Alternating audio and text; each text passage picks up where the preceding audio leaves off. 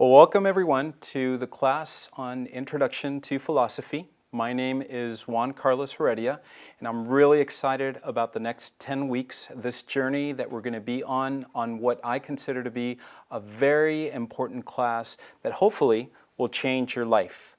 Now, let me tell you a little bit about myself. I'm actually a graduate of the College of Biblical Studies. I also went afterwards to Dallas Seminary, where I got a Master of Theology in Bible Exposition and Academic Ministry. And I'm currently a student in philosophy, a graduate student in philosophy at Houston Baptist University, and I'll be graduating at the end of the year. So I'm really passionate about this class, about philosophy, and I know that on your mind, several of you, especially coming to a Bible college, you're going to be asking, why do I need to study philosophy? And hopefully I will give you a good answer for that throughout this class and also throughout this semester as well. So let me go ahead and start with a prayer. I want to pray for all of us as we begin this journey. So let's pray.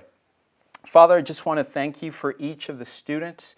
I ask that you bless them, that you allow this time, these 10 weeks, to be profitable in their growth as students and as your children, and give them a sober mind. Allow them to give their best effort as they study and they learn this material, and then they apply it in their lives and in their ministries. And all of this I ask in Jesus' name, amen.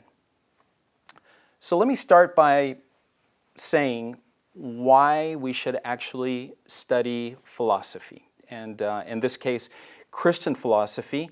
But in this class, we're going to be focusing on a Christian worldview. So why should we actually have a Christian worldview?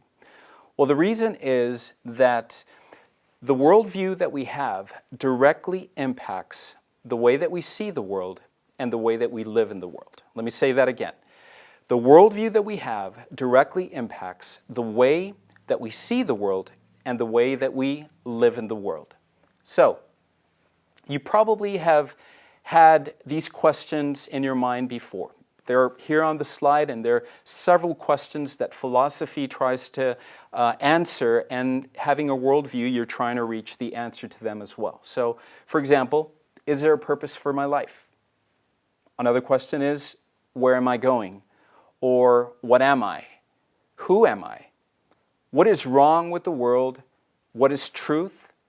Where do I come from? Why do we exist? Do I have value? How do I know what is right and wrong? And one of the most important things for us as believers is, what is God?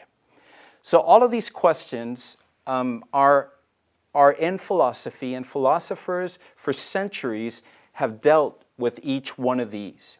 And it's really important that all of us get to understand what is the answer to all of these questions. So, one of the most prominent and well-known philosophers, an ancient philosopher, was a man called Socrates. And Socrates had this quote, and the quote went something like this: "The unexamined life is not worth living. The unexamined life is not worth living." What Socrates meant with that is that everything started with knowing ourselves.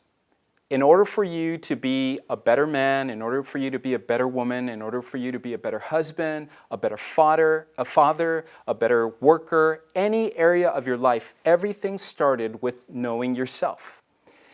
But the reality is that not everyone knows themselves. Not everyone knows why they believe in the things that they believe.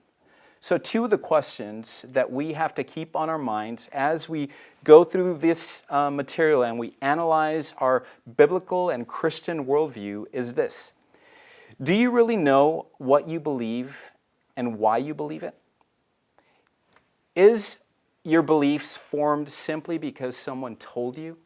Is it something that you inherited from your parents, or something that you just adopted because your pastor told you this, or maybe there was a teacher in college that has impressed you and you decided to take that quote? The question is, do you really know what you believe and why do you believe it? And the contrary to that is this: do you really know what you don't believe and why you don't believe it. Why is it that you have chosen to believe one thing over another? And these two fundamental questions will be at the core of everything that we're going to be looking at throughout the next weeks.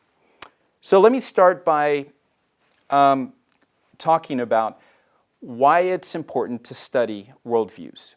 Well, first reason is because most people form their worldview not based on the best beliefs, the best evidence, what makes most sense, but actually what becomes attractive. And this is actually something that another great philosopher, whose name is Blaise Pascal, said many years ago. He said, people almost invariably arrive at their beliefs not on the basis of proof, not on the basis of evidence, on something that has been demonstrated, but on the basis of what they find attractive.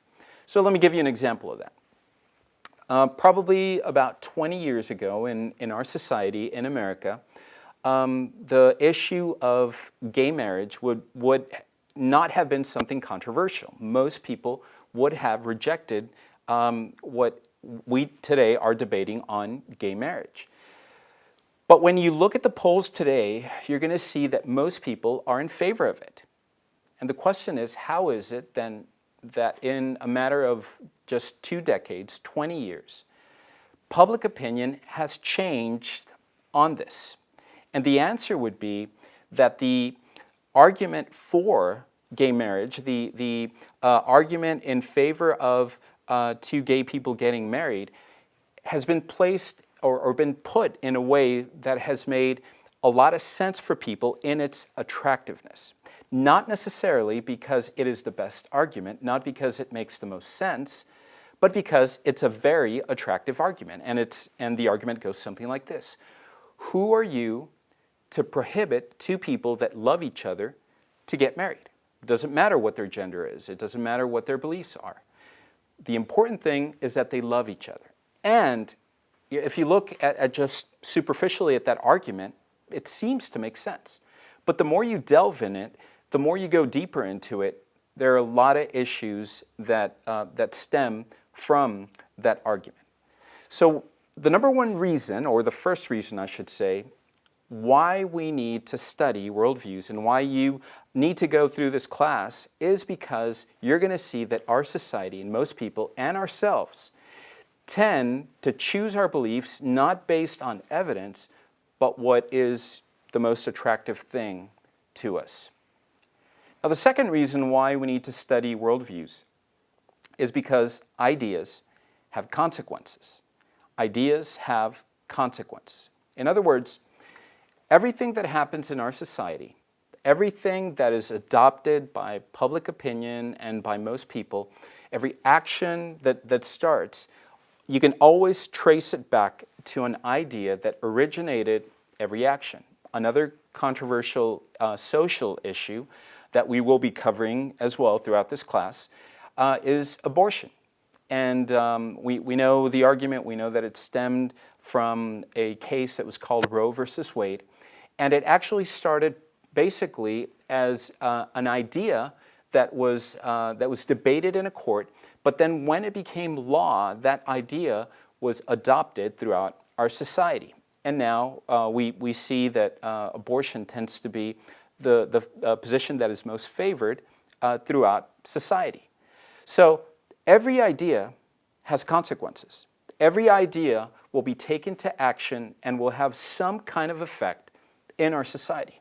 So it's important for us to understand what our beliefs are, what our worldview is, because those ideas have consequences.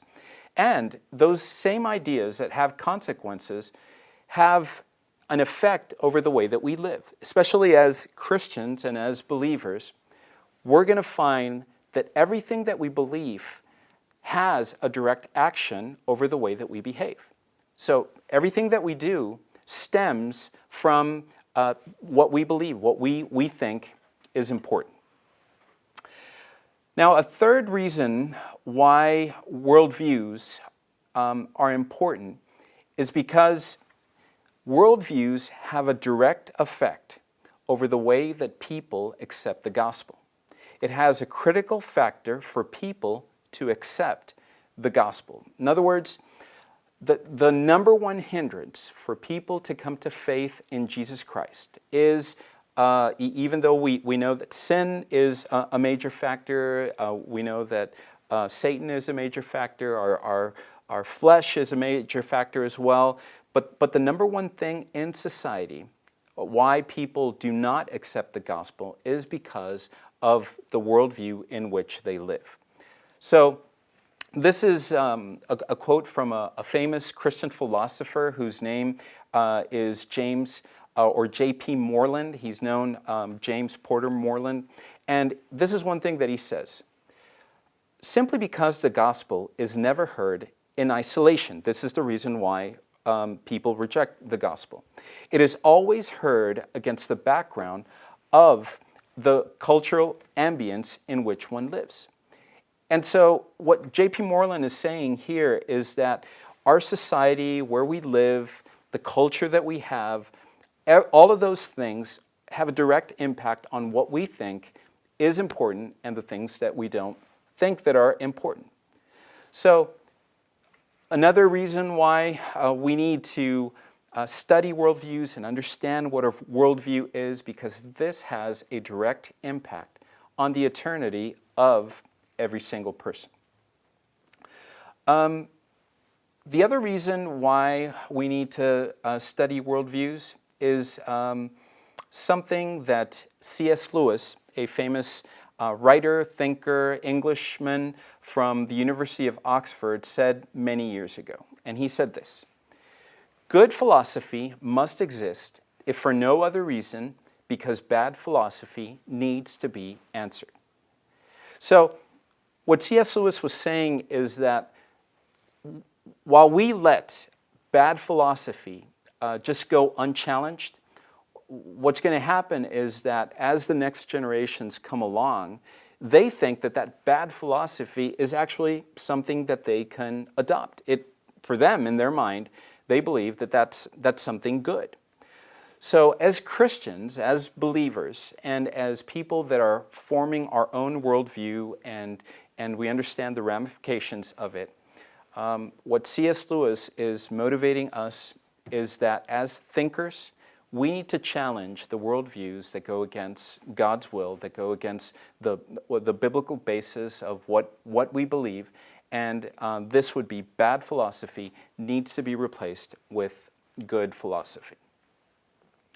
Okay, so these are some of the reasons. They're not exhaustive, but there are many other reasons, but these are probably the most important reasons why you need to study worldviews, and this is what we're going to be covering in this class. Now, probably up until this point, you're saying, well, I'm in a Bible college, so what does philosophy have to do with what I'm studying? I'd rather take a theology class, a Bible class, something that has to do more with ministry. But again, hopefully some of the reasons that I've given you have convinced you that your worldview is important for the way that you live and the ramifications that it's going to have in society. But let me also give you a Bible verse that talks about this. There's only one place in the Bible where actually the word philosophy appears, and it actually has a negative connotation. And so most people, when they read this verse, they automatically think that the Bible is actually forbidding philosophy or the study of philosophy. So the verse is Colossians 2:8, and it says this: "See to it that no one takes you captive through philosophy and empty deception." And then Paul says, "according to the tradition of men, according to the elementary principles of the world, rather than according to Christ." Now, when you read that, the first impression that you're going to get is that Paul is saying that philosophy is a waste of time. Philosophy goes against God's will. And this is not something that a believer should be focusing on. But that's actually not what he's saying. In fact, the word philosophy here is not being used by Paul in the same way of what we're studying here, worldviews and the search for wisdom, because the word philosophy means to love wisdom, and so that's not what Paul is talking about. Rather, in the context, Paul is talking about false doctrine, false teaching that was going on in the church of Colossae. And what he's warning believers there is for them to be careful about those beliefs. So one of the clues, one of the key statements here is actually what comes after he mentions philosophy and empty deception. He says, according to the tradition of men. So the philosophy that he's referring to, the empty deception that he's referring to, was the type of philosophy and empty deception that was coming from the false leaders and that they were trying to impose on these Christians at Colossae. So it is not an indictment of studying philosophy. It's actually an indictment of false doctrine. So again, we do not have a biblical basis for not studying philosophy. In fact, philosophy at one time was called the handmaiden of theology. And the reason why a lot of the old theologians also studied philosophy as well is because philosophy provided certain tools that allowed them to do better theology, like critical thinking, for example, or examination of ideas. And all of these things were things that were able to be applied to theology and actually allowed us to develop in time some of the major doctrines that the early church debated on. So there is a place for philosophy. Philosophy is something that we as Christians, and especially if you're going into ministry, this is something that you will find useful in your ministry. Now, let me give you one more quote on why we need to study worldviews. And this now comes from a theologian. And this theologian who used to be at Princeton, he says this: false ideas are the greatest obstacles to the reception of the gospel. We may preach with all the fervor of a reformer and yet succeed only in winning a straggler here and there. If we permit the whole collective thought of the nation or of the world to be controlled by ideas which, by the resistless force of logic, prevent Christianity from being regarded as anything more than a harmless delusion, under such circumstances, what God desires us to do is to destroy the obstacle at its root. So it's not only philosophers that believe that there is a value in philosophy, not only Christian philosophers who are motivating people to study philosophy, but it's also theologians that believe that there is a place for attacking false ideas, for attacking bad philosophy. And the only way that we can attack bad philosophy is with good philosophy, as C.S. Lewis mentioned and I mentioned a little while ago. But the only way to do that is when we understand what we think and why we believe, the reasons why we believe what we believe in. Now let me give you also a practical reason. In 2009, the Barna Group, which is a group that's dedicated to study the Christian trends and secular trends in the United States and throughout the world, they did a study on worldviews. And what they found throughout this study is that they had taken different groups and studied them throughout 13 years, and that they saw that their Christian worldview had an impact in the way that they lived.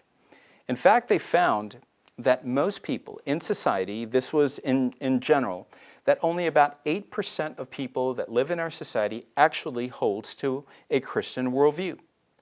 On the other hand, what the study also found is that only about 19% of Christians, this was not unbelievers, but actually Christians, only 19% actually had a Christian worldview. In other words, only 1 out of 5 Christians actually understood what it meant to have a Christian worldview. And what they found is that throughout the 13 years, that Christian worldview, rather than growing in our society, both among unbelievers and among believers, that it had plateaued, that it remained the same throughout those 13 years. And that, they believed, had a direct impact in many of the social things that we battle with in our society. So Barna also had another study, an earlier study than this. They did this in 2003. And they found that when you have a Christian, a biblical worldview, you're going to be more propense to things such as living with someone without getting married. So they found that if you do not have a Christian worldview, then 62% of the people will go into a relationship where they live with someone without getting married, while someone with a Christian worldview, only 2% of those that held to a Christian worldview would do that.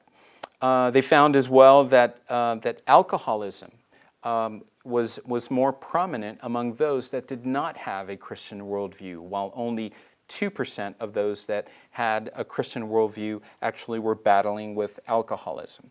Same thing with cursing. Only 3% of those that had a Christian worldview, actually this was a problem that they faced in their lives.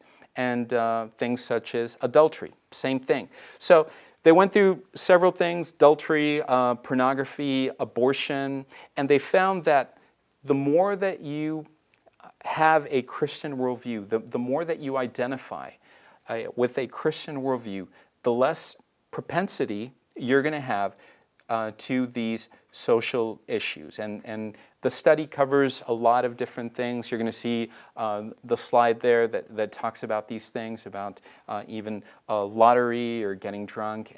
But the bottom line of the study with Barna is that your worldview has a direct impact in the way that you live.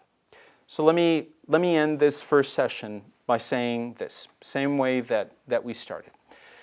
The reason why you need to have a Christian worldview and you need to study this class and philosophy and this introduction to philosophy is because your worldview will have a direct impact in the way that you see the world and the way that you live in the world. And that is really important.